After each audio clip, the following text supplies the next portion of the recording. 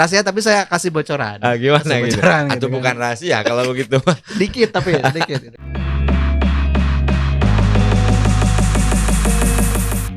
Pemirsa, kita bertemu kembali dalam Login Sebelang Bentor. Kali ini masih selalu setia ditemani oleh Bung Maulana Jana. Sehat ya? Sehat, alhamdulillah. Oke. Normal ya beranak istri? Normal. Alhamdulillah. Cuma memang agak kekhawatiran ya hari ini.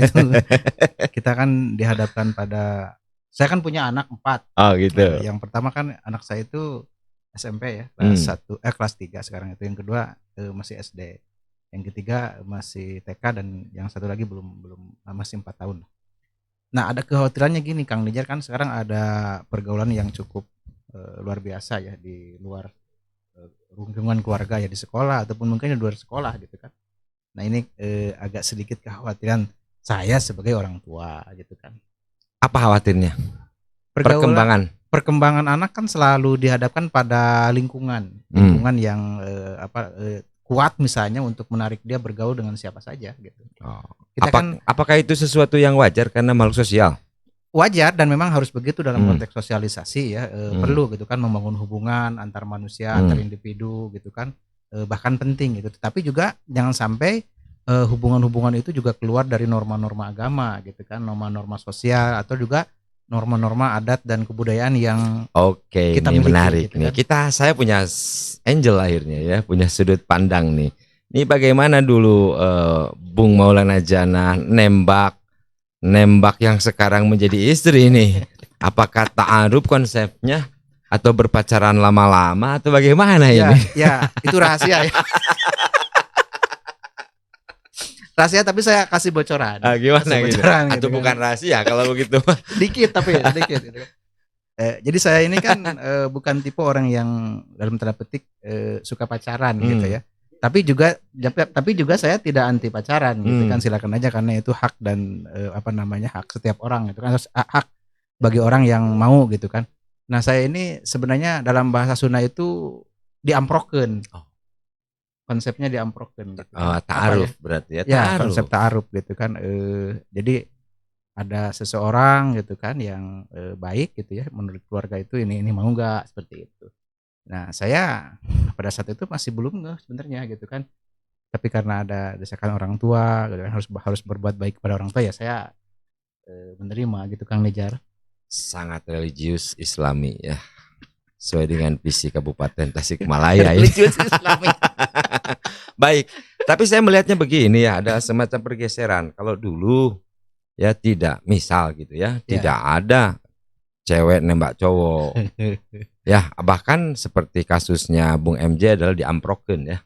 Dipertemukan. Tapi nanti dulu Kang Nijar, saya juga sebenarnya karena manusia normal gitu ya, meskipun memang diamprokeun atau dalam bahasa agamanya dita'arufkan gitu ya. Kalau lihat lawan jenis gitu ya, normal. Normal juga, mau juga, tapi rada hese gitu kan ngobrolnya gitu kan. Masih besar rasa malunya. Nah, begitu. itu. Sehingga tidak perlu menunjukkan rasa malunya yang besar itu. Tapi kalau lihat orang cantik gitu kan, ya kita sebagai manusia normal, cantik, gelis gitu ya, seperti itu. Oke, berarti Bung MJ ini orientasi seksnya adalah heteroseksual. Olah. Ya. Dan itu adalah yang berlaku di kita ya, norma di timur, di barat, ya. Semua memberlakukan norma heteroseksual. Artinya ada semacam pasangan gender, laki-laki dan perempuan. Dan itu sudah menjadi kodrat untuk berpasangan dan melanjutkan eksistensi manusia. Ada yang mungkin diikat dengan tali normatif dalam lembaga perkawinan, dan banyak juga yang tidak diikat dalam lembaga perkawinan gitu ya. Apalagi kita kan yang beragama ya, dari mengikuti tata cara agama. Nah, Bung MJ, kalau saya melihat ini pergeserannya begini. Dulu sebelum menikah, saya lihat dari film-film perjuangan tahun sebelum 45 ya. Itu betapa indahnya dulu, susah sekali bertemu dengan gebetan lah sebutnya ya. Karena tipe cowoknya pejuang, dia berjuang di medan laga pertempuran, ya perempuannya menunggu, kemudian untuk bisa bersepeda bareng saja itu melanggar normanya, dalam tanda petik ya sangat gak boleh pada saat itu. Gak boleh ya. Ya, artinya apalagi pacekal-cekal panangan. Ya, oke ya. Dan sekarang kita lihat pola berhubungan anak-anak muda zaman sekarang nggak begitu. Sudah sangat terbuka ya, gitu ya. Bergeser ya. Iya. Bahkan dijemputlah ke rumah temennya yang cewek itu pakai motor, kemudian ke sekolah bareng. Ya, jadi memang era keterbukaan sekarang itu di mana informasi semakin kuat ya ke anak-anak, kemudian juga ada model atau idola yang mereka gaungkan atau mereka ikuti juga itu mempengaruhi sikap dan perilaku anak-anak kita gitu kan, di rumah gitu kan. Termasuk juga dari tadi gaya dan model pacaran misalnya, gaya punya pasangan gitu. Kalau dulu memang misalnya tadi diungkapkan Kang Nijar, ya boro-boro mikir pasangan kan dia karena emang sibuk dengan aktivitasnya gitu kan. Perempuan juga sama karena di istilah di Jawa atau di Sunda juga kan ada istilah dipingit gitu ya. Di rumah nggak boleh kemana-mana, maka hubungan antara lawan jenis itu semakin ketat gitu kan. Nah sekarang eranya bukan lagi seperti itu, di mana identitas seseorang atau misalnya kepribadian seseorang juga kan seringkali identitasnya berhubungan dengan gender ya. Dengan gender ya, itu juga menjadi bergeser gitu kan. Ada arus informasi yang begitu dahsyat gitu kan, teknologi informasi yang begitu gencar. Bahkan juga pergaulan kita kan sekarang tidak ada lagi sekat. Kalau dulu kan ada sekat-sekat tadi misalnya primordial, sekat budaya, sekat nilai-nilai agama segala macam. Sekarang tidak ada, bahkan hampir nyaris tidak ada batasan gitu kan. Nah ini dia, kita agak sedikit perluas ya Dok. Ya. Orientasi seks yang hetero itu adalah hal yang normal. Ya. Dan di atasnya ada heteronormativity, ada norma-norma yang memang mengontrol itu. Betul. Semacam begini ya. Kalau nenek melihat cucunya yang sudah 25 tahun dan perempuan mungkin akan menagih. Itu kan artinya ada struktur norma di atas yang memosisikan bahwa bahkan juga normalitas itu seperti itu. Bahkan juga ya secara sosial juga masyarakat kita kalau misalnya gini, ada laki-laki juga sama.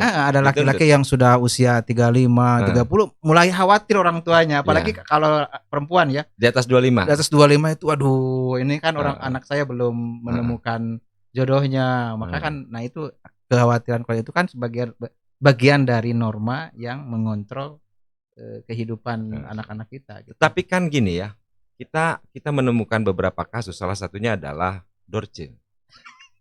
Oh iya. Artis itu ya. Bagaimana dia diwarisi tubuh sebagai seorang laki-laki. Ya. Tetapi dia merasa sebagai perempuan. Dengan demikian nanti orientasi seksnya akan berubah. Ini bagaimana? Gini Kang Nijar, jadi kan setiap orang itu kan punya habitusnya ya.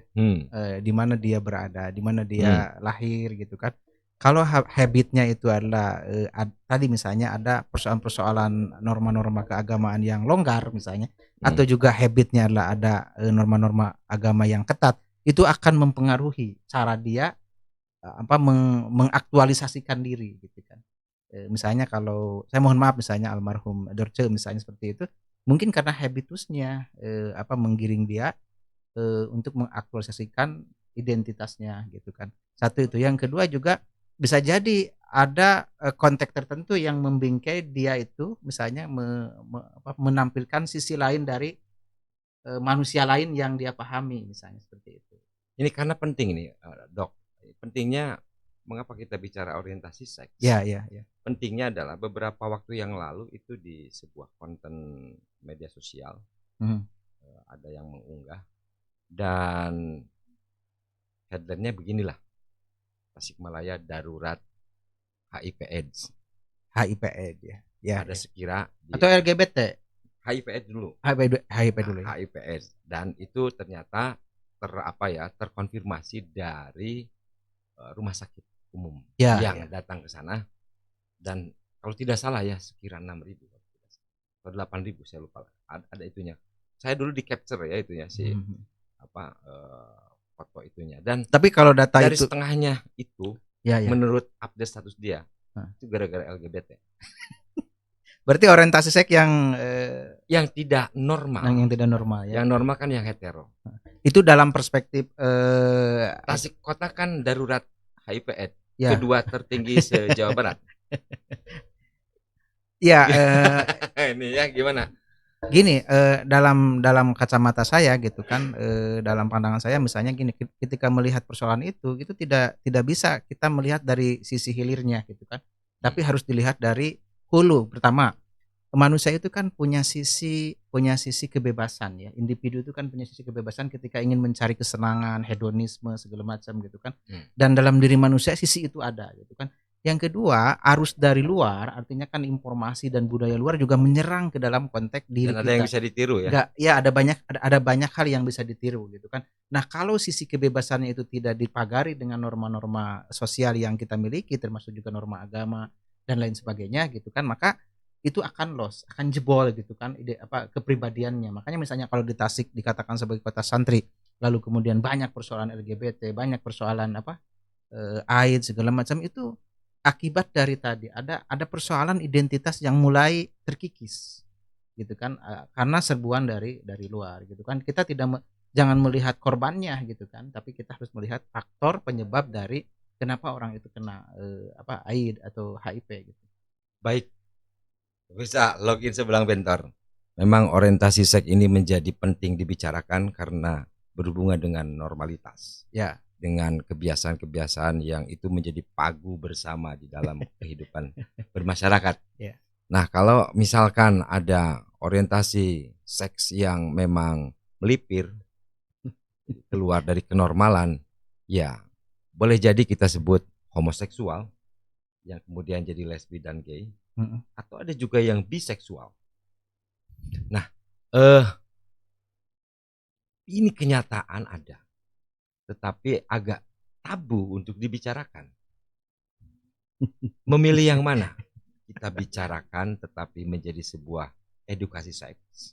Saya kira itu perlu dijelaskan ke publik gitu kan, karena ini terkait dengan edukasi ya, pendidikan ya, seks ya, yang literasi seks yang hari ini dalam pandangan masyarakat tertentu kan tabu. Begitu kudu diajarkan kan. Enggak juga, sebenarnya dalam konteks kita kehidupan sehari-hari perlu itu. Ini sebagai ilmu yang bisa mengguide dan menjadi petunjuk ya. Oh, ternyata yang seperti ini itu boleh, yang seperti begini juga boleh, yang seperti begini tidak boleh. Nah, ini kan edukasi seks ini penting gitu kan. Jadi misalnya sekolah-sekolah harusnya sejak dini Kang Nijar, sejak SD, SMP, SMA gitu kan, sampai ke perguruan tinggi, pendidikan seks itu perlu diberikan kepada masyarakat kita, termasuk juga para pelajar gitu kan. Jangan disembunyi-sembunyikan, biar mereka tahu mana yang benar, mana yang salah gitu. Oke, pemirsa login sebelang bentor. Ada tesis, ada antitesis, tidak ada sintesis. Kita bertemu di lain waktu.